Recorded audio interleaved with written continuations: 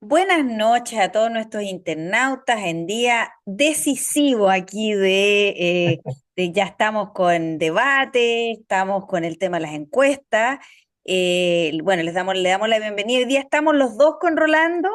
No pudo estar Adriana, así que estamos los dos así para hacer el análisis porque la verdad que ya va quedando muy poquito tiempo, 3 semanas, ¿no, Tres Rolando? semanas, sí, Claro, no van queda quedando nada. nada, nada, nada. Entonces vamos a estar estas 3 semanas, por supuesto, teniendo semanalmente el podcast para que ustedes nos puedan escuchar, nos puedan también mandar preguntas, comentarios, etcétera.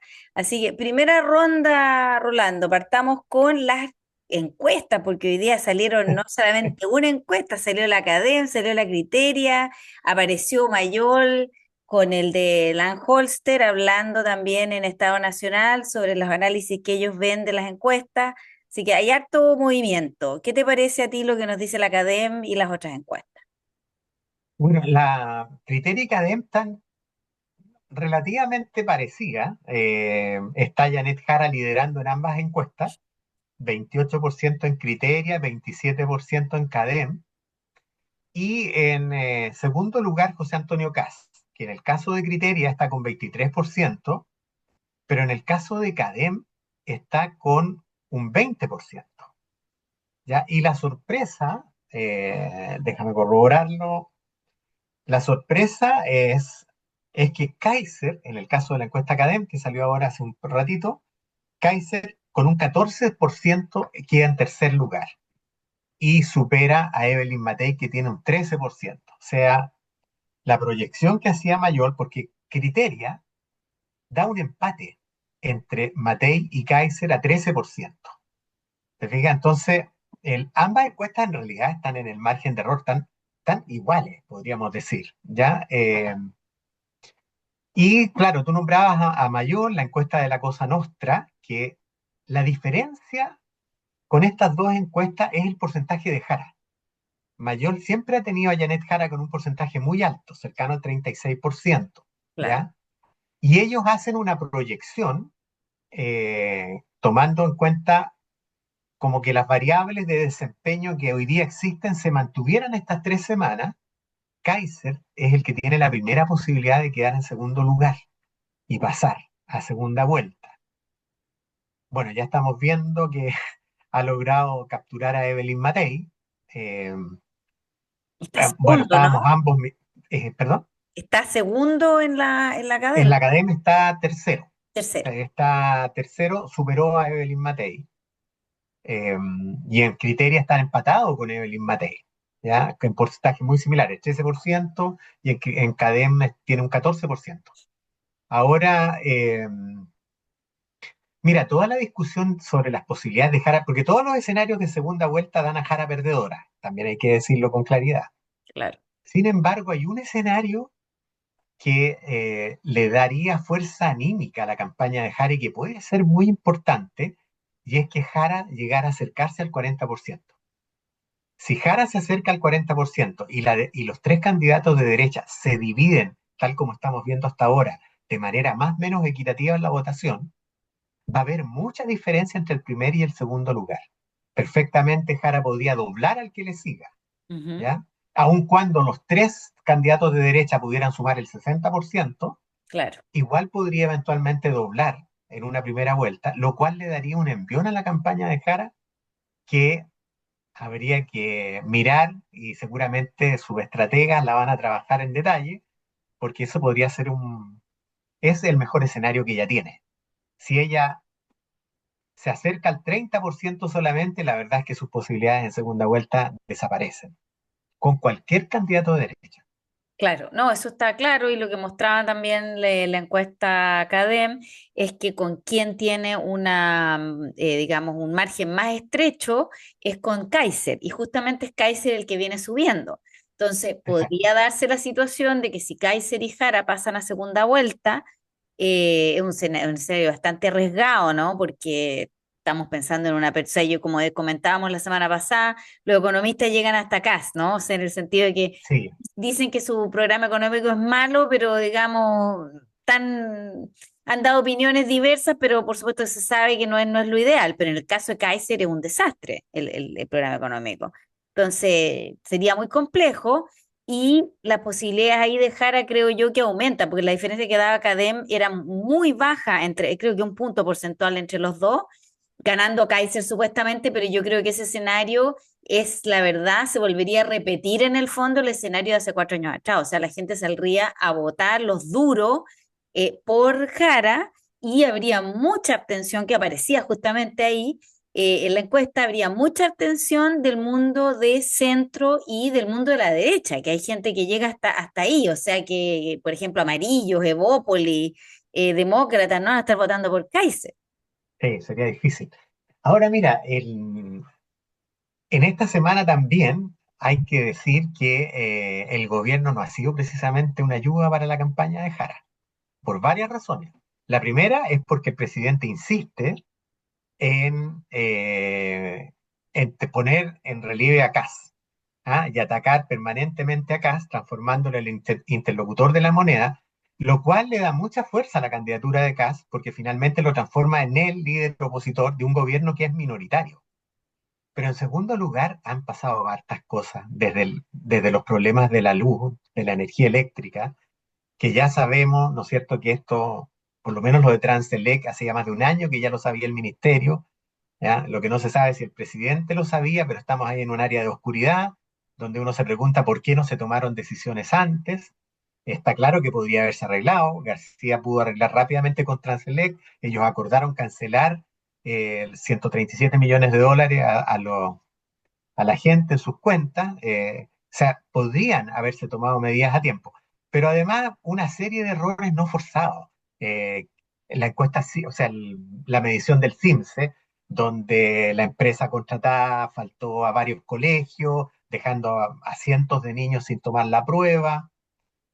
Después un decreto de algo que se hace permanentemente, entregándole los colegios a las Fuerzas Armadas el mismo día de la votación. O sea, errores de verdad, pero súper tontos, ¿no? Y hay que sumarle además, porque yo creo que igual influye, sobre todo en aquel votante que desconfía totalmente de la institucionalidad, el fallo judicial por el caso Sokimich, que realmente fue increíble, increíble, con argumentaciones muy sui generis de parte de la jueza de mayoría, que también en el fondo ponen en duda el conjunto de, bueno, porque a lo demás, a este fallo hay que sumar el, el caso del juez Ulloa, que la Corte Suprema no lo sacó, sino que lo salvó y ahora va a enfrentar una acusación constitucional. O sea, todo mal por ese lado. Y eso de una u otra manera yo creo que va minando, sobre todo a la candidatura oficialista, no porque sea Jara, sino básicamente porque representa al oficialismo.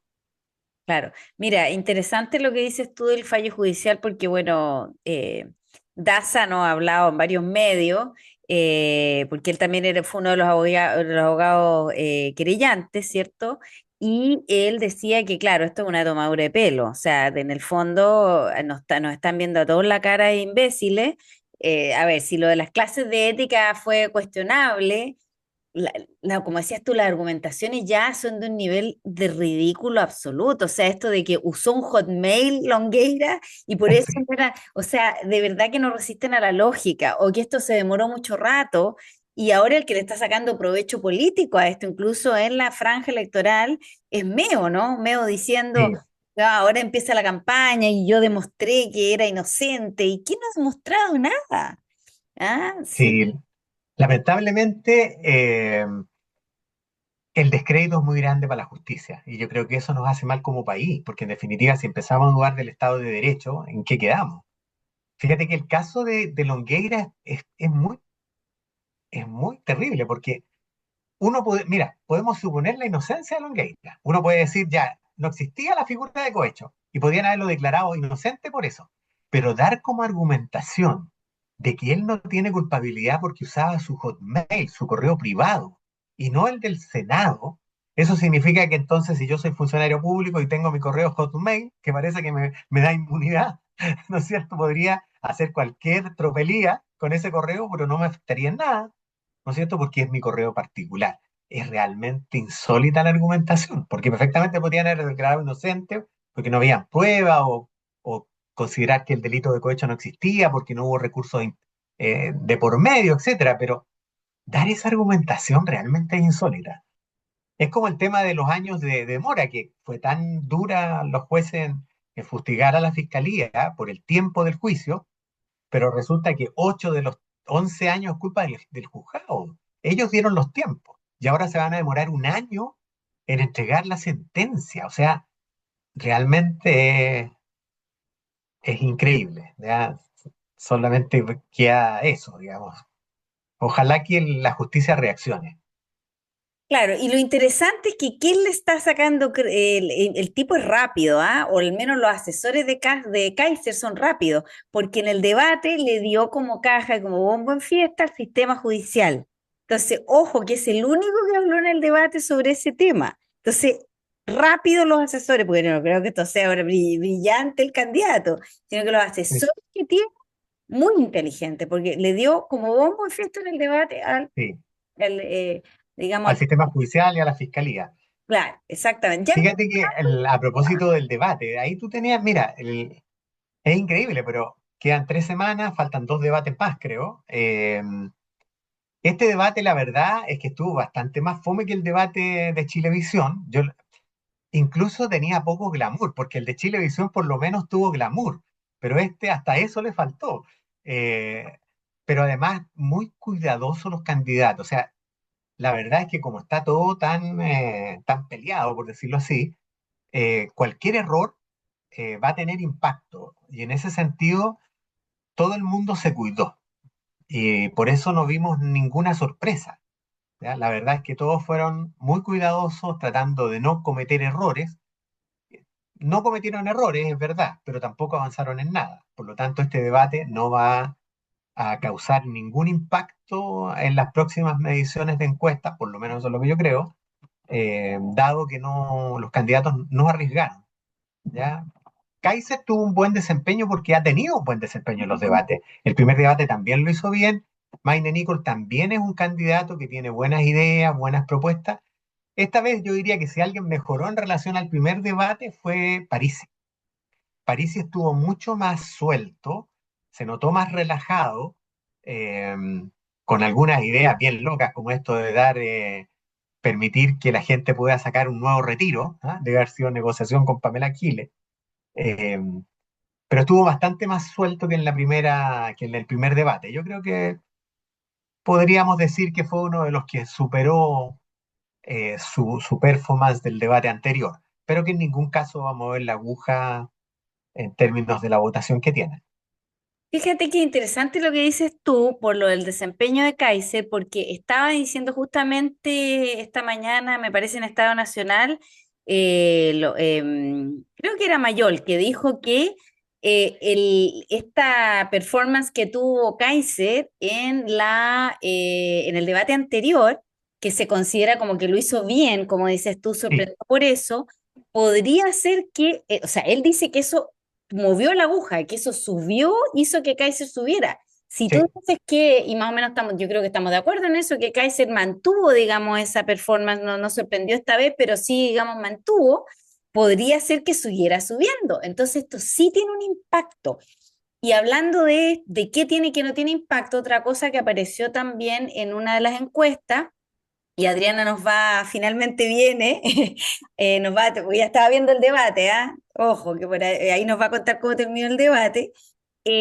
Ocurre que la mayoría de la gente está viendo la franja, como un 62% sí, de que en criterio aparece eso, ve la franja. Por lo tanto, esto de que la franja mueve o no mueve, sí mueve. Y los debates mueven o no mueven, sí mueven. Así que ojo ahí, porque podría significar eso que le seguiría dando a Kaiser tal vez, si la mayoría de la gente piensa lo mismo, que Kaiser podría tener otra subida más y Kast fue nulo.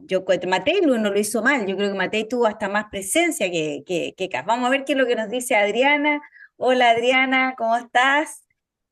Hola, hola. Mil disculpas, estaba yo en el debate, absolutamente me quedé Cuéntanos metida y hasta que terminó yo dije, va, ¿y los chicos?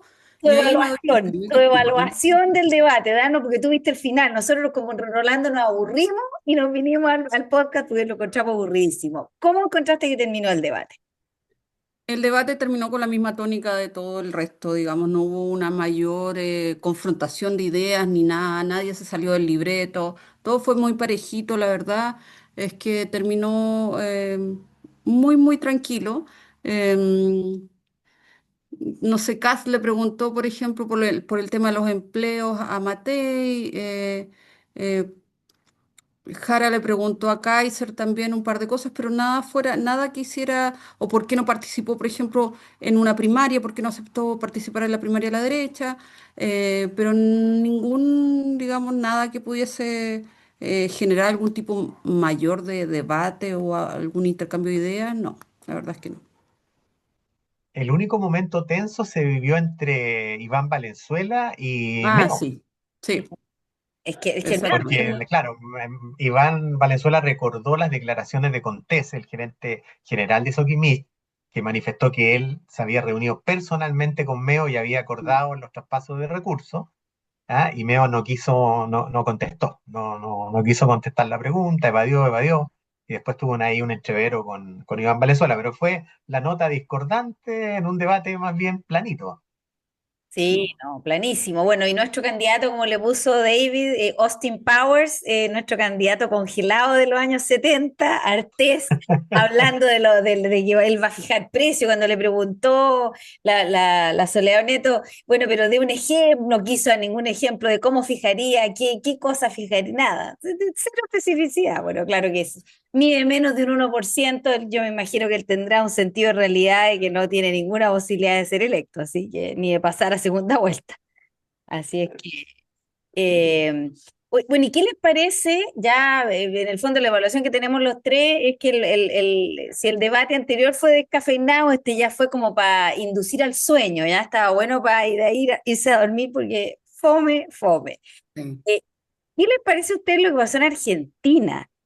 Acaba de ganar Milei. ¿Cómo creen ustedes primero que nada que eso va a afectar en algo? A lo mejor eso también lo hablamos la semana pasada. Tú planteabas, Rolando, que tal vez se le podría dar un impulso a Kaiser. Entonces, entre este debate, que Kaiser también aparece, digamos, como en una Sí, entonces, sigue bien, Kaiser. claro, sigue bien Cáncer y le da esto un impulso. ¿Qué creen ustedes? ¿Le va a subir o no le va a subir? Bueno, yo creo que la última, la Academia, ¿cierto?, que vimos hoy día mostraba que Kaiser llega, alcanza a Matei, incluso en un punto la supera, más allá de que si las diferencias son significativas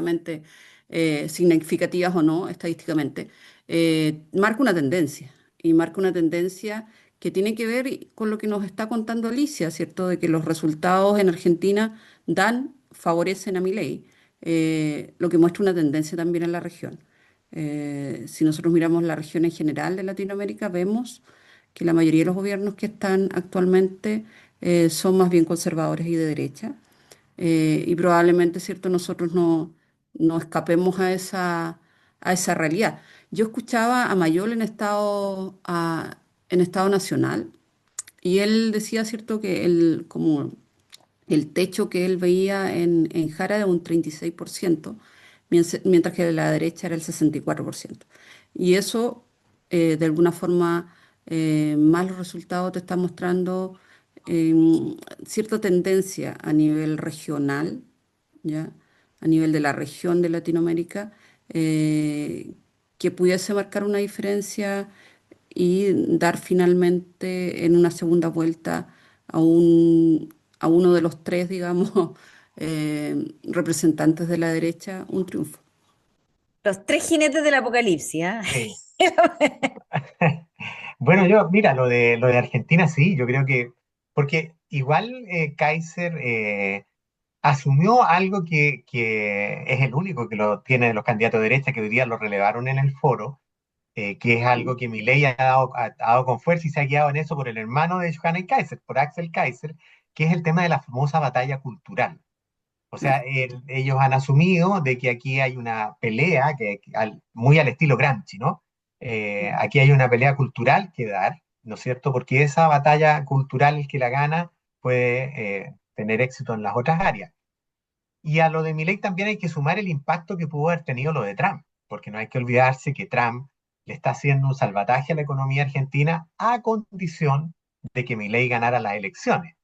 En ese sentido también, ¿hasta qué punto, no es cierto?, una potencia así juega y puede influir directamente, porque en esto no diremos que hay sutileza, ¿ah? La cosa fue súper clara. Ustedes quieren plata, para que yo les pase plata, tiene que ganar esta persona que es la que me da confianza. Si no, no hay plata, porque no hay que olvidarse que el gobierno de Estados Unidos finalmente va a poner las garantías para que, o va a exigir. Aquí hay un juego de garantías entre gobierno argentina, gobierno gringo, ¿no es cierto?, para que las platas lleguen y se paguen posteriormente, porque también en eso Argentina no se ha caracterizado por un cumplimiento muy estricto de sus deudas, ¿ah? Con el sistema financiero. Pero bueno, las cosas están como están.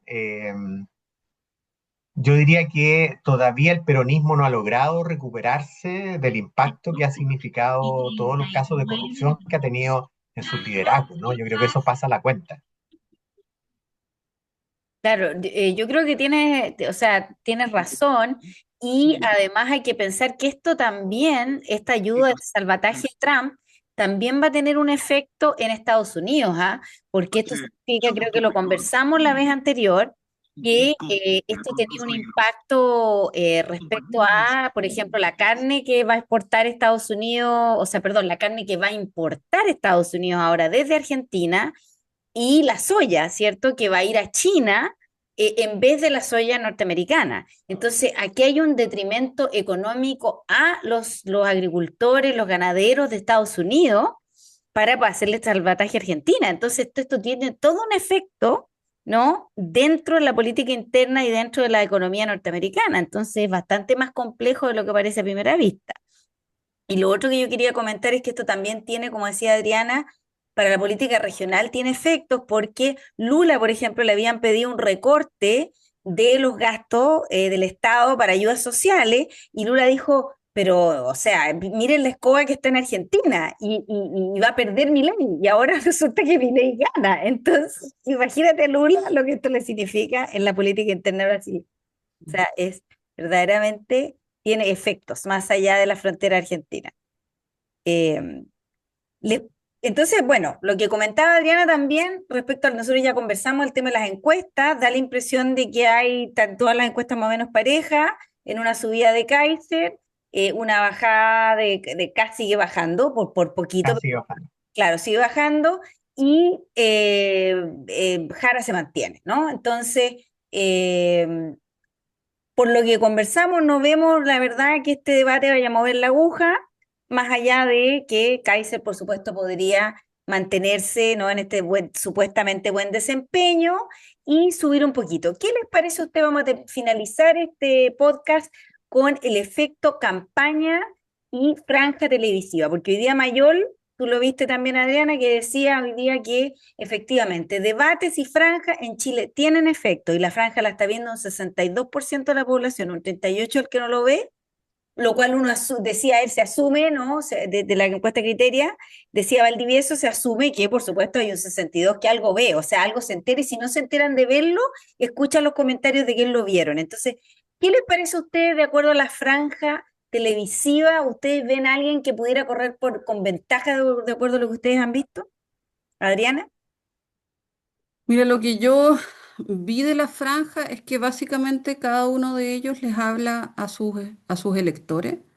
No vi a alguien tan disruptivo hablándole al voto obligatorio, ¿cierto? De alguna forma, al ser esta elección un voto obligatorio y ese voto obligatorio estar calificado de acuerdo a distintos estudios como más conservador, no se le habla tanto a ellos, sino que se le habla al nicho de cada uno. Yo no vi grandes diferencias. Hoy día sí, por ejemplo, veía el tema de Matei, ¿cierto? Que hace alusión a la muerte de este niño por un choque, ¿cierto? Un niño que iba en un transporte escolar. Y de acuerdo a eso, ¿cierto? Va hacia el tema de delincuencia. Pero, pero cada uno de ellos le está hablando a su propio nicho. Es como mantener los votos.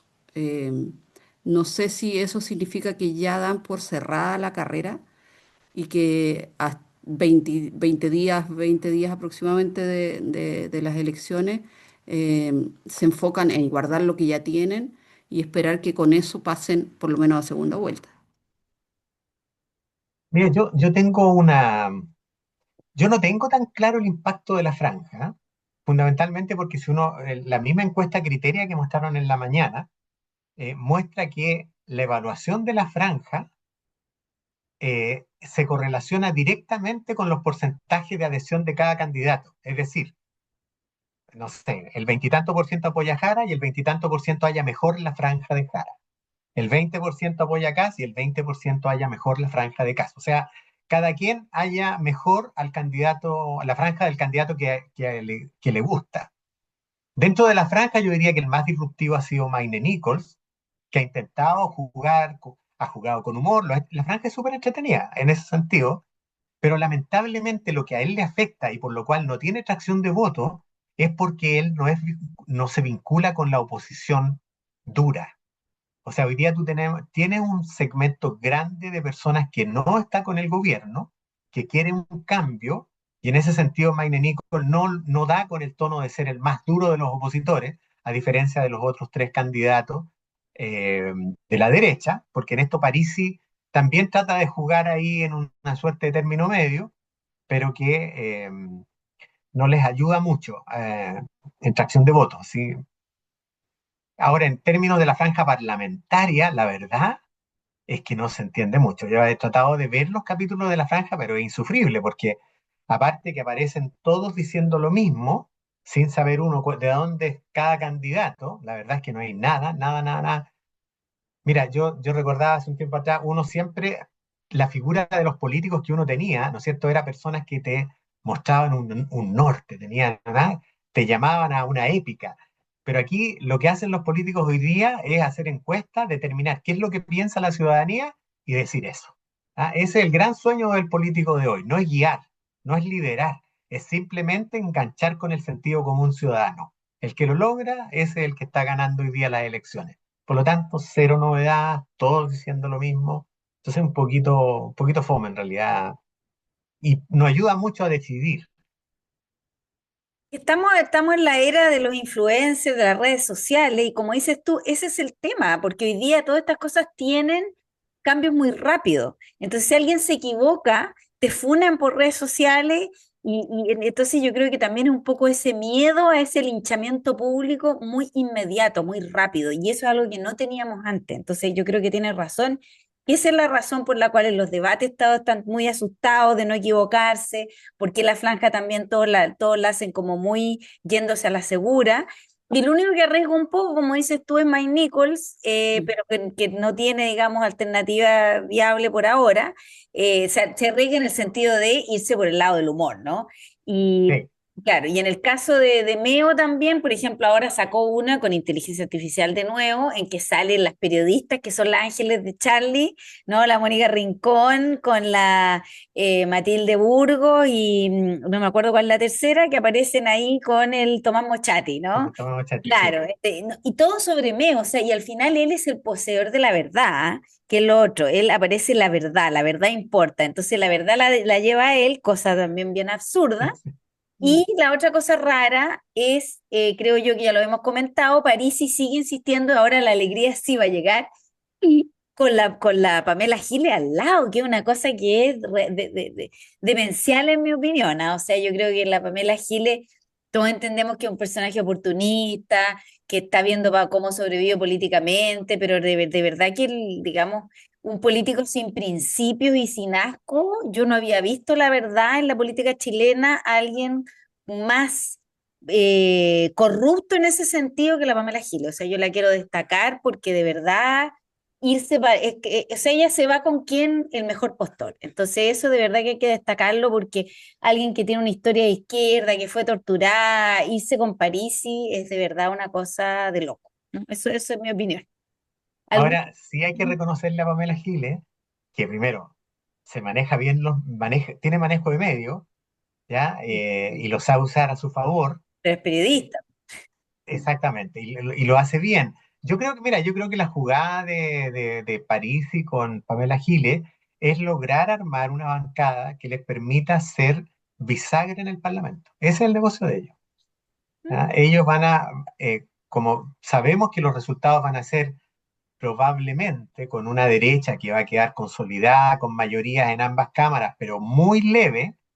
Por lo tanto, ahí van a jugar a hacer la bancada que sea bisagra, que pueda llevar las decisiones hacia uno u otro lado. Yo creo que ese es el sentido más político de lo que están haciendo ellos, ¿ah?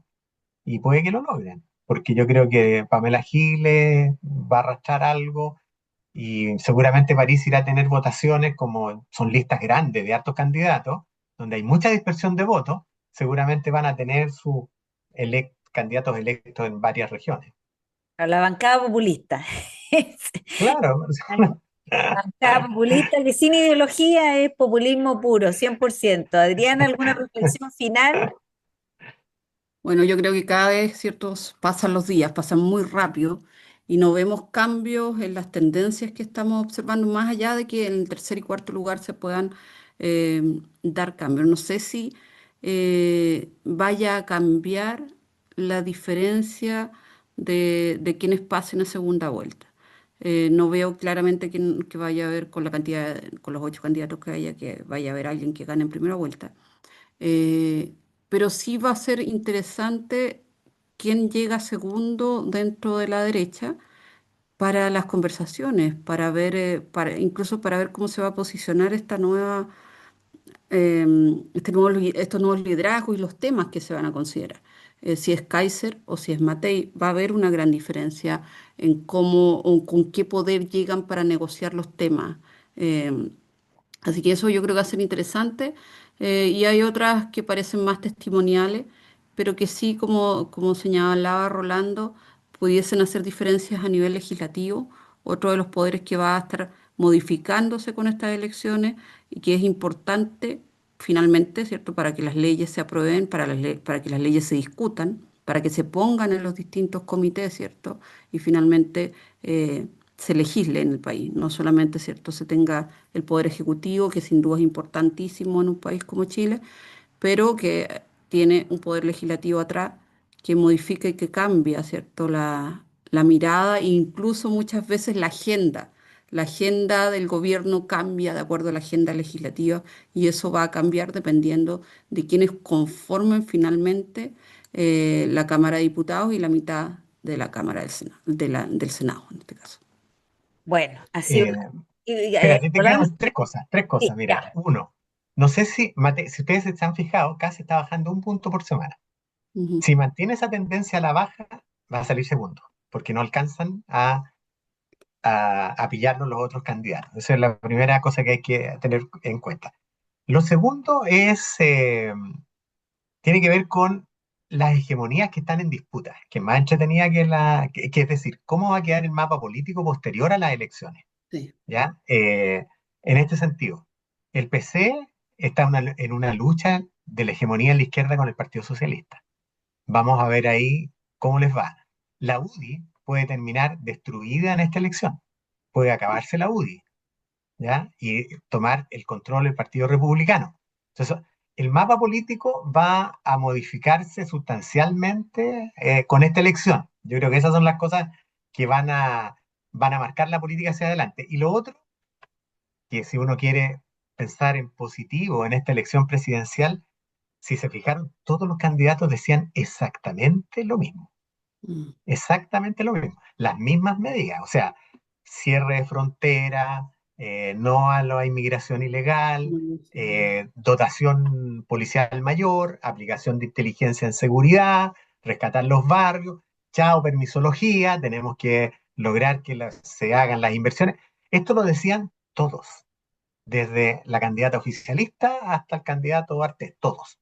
Por lo tanto, el gobierno que sea, esa debiera ser la agenda que tuviera, ¿no? No debiéramos tener grandes sorpresas. Por eso digo que las sorpresas mayores va a ser en el reordenamiento del mapa político, que va a haber que mirarlo con detención en esta elección. Pero Y hay más aún después de los resultados de ese cuema, ¿eh?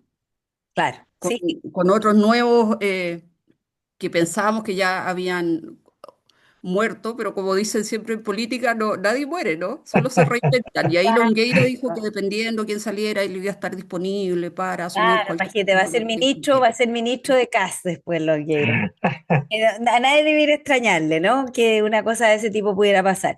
Sí, yo coincido con ustedes y yo creo que en el reordenamiento político que tú planteas, yo creo que el PC está dando la hora si piensa que va a pasar una hegemonía con el Partido Socialista, porque yo creo que no está en el horno para bollos, creo yo, y una es cosa de ver cómo la candidata Jara también se ha ido desplazando hacia el centro, ¿ah? Y eso hoy día lo dejó clarito una Muy cosa claro. de debate. Hoy día quedó clarísimo cuando le preguntaron el tema al Partido Comunista y ella dijo, no, yo soy candidata de una coalición. Está clarito que ella va para el centro.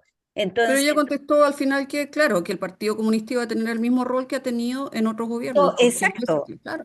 Chao. claro, pero no es una respuesta obvia, Adriana, porque ella siendo por primera vez la candidata del Partido Comunista, para muchos seguramente la expectativa era otra y ella ha dejado clarísimo que no es así. Así que bueno, seguiremos la próxima semana entreteniéndonos con esto. Esperamos que nuestros internautas también, cualquier pregunta, comentario, nos mandan por el canal de YouTube directamente o por el periódico El Regionalista. Así que estamos que tengan una excelente semana y nos estamos viendo el próximo fin de semana en un nuevo diálogo regionalista.